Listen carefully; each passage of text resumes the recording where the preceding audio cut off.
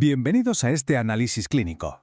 A ver, los que nos dedicamos a la medicina sabemos que de vez en cuando toca hacer algo que puede resultar un pelín incómodo, pero que es absolutamente vital: mirarnos al espejo y reflexionar sobre nuestra propia práctica diaria. Seamos sinceros, llevamos décadas entrando al quirófano con el bisturí en la mano ante ciertas anomalías anatómicas, casi en piloto automático. Y hoy vamos a desgranar una revisión profundamente reveladora basada en los datos del Dr. Zambudio sobre lipospadias y la curvatura ventral. Vamos a cuestionar esos dogmas absolutos con los que la mayoría crecimos y con los que hemos operado durante años. Así que para arrancar, vamos directos a la pregunta del millón, la gran pregunta socrática. ¿Por qué operamos a los niños con hipospadias? Ante esta apertura anómala de la uretra, nuestro instinto médico por defecto ha sido siempre uno: corregirla. Parece una decisión obvia, ¿verdad? Hay una alteración morfológica, pues se interviene y punto. Pero, ¿con qué base real a largo plazo estamos haciendo esto? ¿Lo hacemos por una necesidad médica ineludible que, de verdad, afecta la calidad de vida del paciente? ¿O simplemente porque es lo que se ha dictado de generación en generación en los manuales de texto? Vamos a detenernos un momento a analizar qué es exactamente lo que intentamos arreglar con tanta urgencia. Históricamente, en la facultad se nos ha enseñado que existen razones funcionales innegables para intervenir. El dogma número uno, el que está profundamente arraigado, es el temor a la micción. La idea de que sin cirugía el paciente va a tener un chorro tan anómalo que se verá obligado a orinar sentado durante toda su vida adulta. Y claro, esto se asume en las consultas como un hecho casi catastrófico. Un miedo enorme que, seamos honestos, solemos transmitir a los padres y que en teoría requiere nuestra intervención inmediata. Y de ahí saltamos a los otros grandes supuestos, los que se centran en la curvatura ventral. Los manuales clásicos son muy tajantes aquí.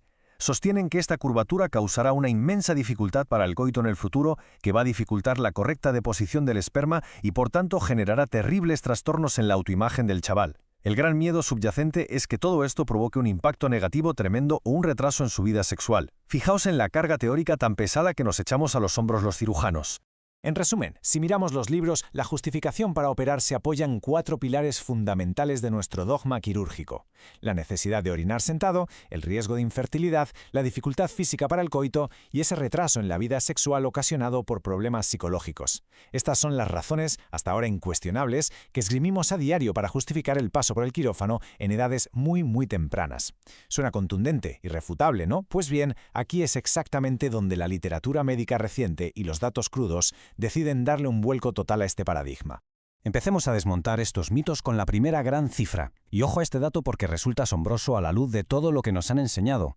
Cuando analizamos estudios retrospectivos de adultos con hipospadias que nunca fueron tratados en su infancia, resulta que el 95% afirmó no haber tenido absolutamente ningún problema para la paternidad. Lo repito porque es fuerte: 95% sin intervención alguna. Esto tumba directamente y de un plumazo uno de los argumentos principales que usábamos para justificar el bisturí y asegurar la supuesta fertilidad futura. Pero es que los datos siguen desmontando nuestras creencias más sagradas. De un grupo documentado de 56 adultos no operados, resulta que solo un ínfimo 5% necesitaba realmente sentarse para orinar.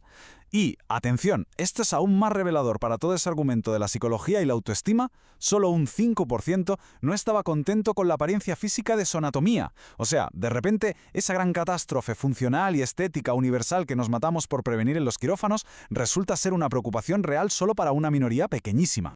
Aunque sinceramente, de toda la literatura que hemos revisado en este análisis, este es quizás el hallazgo que más te vuela la cabeza. El 30%, casi un tercio de los adultos con hipospadias no tratados, no eran conscientes en absoluto de tener una anomalía anatómica. Pensad en las implicaciones de esto por un segundo. Una condición que mueve a toda nuestra comunidad médica a realizar cirugías reconstructivas, a veces súper complejas, en los primeros años de vida de un niño, pasa completamente desapercibida para 1 de cada 3 individuos que conviven con ella toda su vida. Es increíble. Y ya para terminar de cimentar este cambio radical de perspectiva, miremos los resultados finales. En un estudio súper concreto de 65 adultos no tratados, ¿sabéis cuál fue el número de pacientes que relató tener quejas o problemas con su vida sexual o con su posición al orinar? Exactamente 0. Ninguno. Cero patatero. Esos problemas devastadores que generaciones de cirujanos hemos intentado evitar con uñas y dientes simplemente no se materializaron en este grupo. Esto nos obliga como mínimo a replantearnos esa urgencia sistemática de intervenir por puro protocolo. A ver, por supuesto, esto no significa en absoluto que nunca se deba intervenir, para nada. sino que la realidad nos exige diferenciar y aplicar matices clínicos muy serios. Fijaos, los pacientes con presentaciones que podríamos clasificar como moderadas suelen quejarse principalmente de problemas derivados de la curvatura y a veces de dificultades en la penetración. Por otro lado, son solo los casos verdaderamente severos los que además presentan problemas derivados de la micción que sí justifican intervenciones más amplias. Hay diferentes grados y por pura lógica clínica debería haber diferentes enfoques. No podemos usar el mismo bisturí para todos. Y esto nos lleva a un punto absolutamente clave. Algunos autores están empezando a recomendar algo que parecía impensable hace un par de décadas. Sugieren corregir únicamente la curvatura en los casos moderados. El objetivo primordial, pues prevenir las complicaciones que se derivan de cirugías reconstructivas más pesadas, como la uretroplastia completa. A veces, en nuestro afán como cirujanos por lograr esa perfección anatómica del libro de texto, una intervención estándar de mano dura puede acabar generando más complicaciones que la condición original en sí. Es una lección brutal de humildad frente a la mesa de operaciones. Llevando esta misma filosofía al interior del quirófano, los datos reales de series clínicas son verdaderamente iluminadores. Si clasificamos los casos de curvatura observados en la clínica, vemos que la inmensa mayoría, un abrumador 76%, son casos puramente leves. Solo el 17% corresponde a moderados y apenas un 8% son verdaderamente severos. Las matemáticas no mienten. Esto demuestra estadísticamente que la gran mayoría de los casos que acaban en nuestras manos presentan alteraciones bastante suaves. Y cuando observamos las acciones quirúrgicas concretas que se derivan de esos diagnósticos en la práctica real, los números terminan de encajar. Casi un tercio, el 30% de los pacientes llevados a quirófano en la serie analizada, ni siquiera precisó ningún tipo de tratamiento para la curvatura. El 57% requirió una simple plicatura de Baskin, que es una técnica menos invasiva, y la corporoplastia, que representa las medidas correctivas más drásticas, solo fue necesaria en un escaso 1% de los casos. La realidad es que las medidas extremas rara vez están justificadas clínicamente. Todo esto nos deja inexorablemente con una reflexión final, una pregunta que debería resonar con fuerza en los pasillos de cualquier hospital pediátrico. Si la gran mayoría de estos pacientes no sufren de forma real a lo largo de su vida, ni a nivel anatómico ni psicológico, ¿por qué demonios el bisturí sigue siendo nuestro primer y más rápido instinto? Este recorrido por los datos nos invita, casi nos obliga, a abandonar dogmas incuestionables.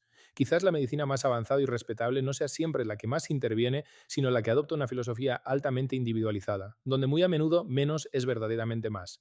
Creo que tenemos muchísimo en lo que pensar antes de emitir nuestro siguiente diagnóstico.